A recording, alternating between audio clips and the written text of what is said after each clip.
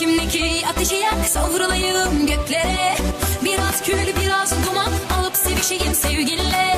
Tayfunlar söndürmesin, yansın dünya benimle. Gel bir dokun bana yeter, cehennemden kurtulayım. Sana sarılıp seninle yok olup güneş gibi yeniden doğayım.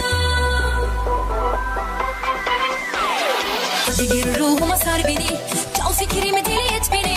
Fırtınalar kopar içimde, unuttur bana kendimi. Hadi gir ruhuma sar beni, çal fikrimi deli et beni. Fırtınalar kopar içimde, unuttur bana kendimi.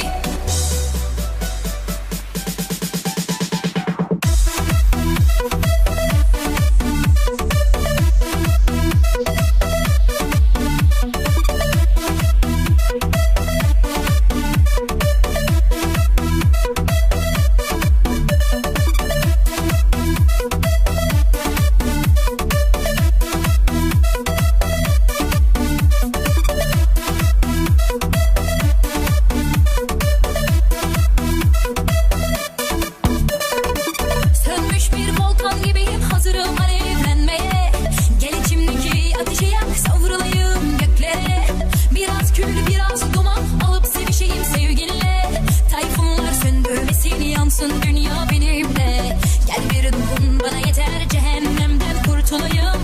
Sana sarılıp seninle yok olup güneş gibi yeniden doğayım. Hadi gir ruhuma sar beni, çal fikrimi deli et beni. Fırtınalar kopar içimde, unuttur bana kendimi. Hadi gir ruhuma sar beni, çal fikrimi deli et beni. Fırtınalar kopar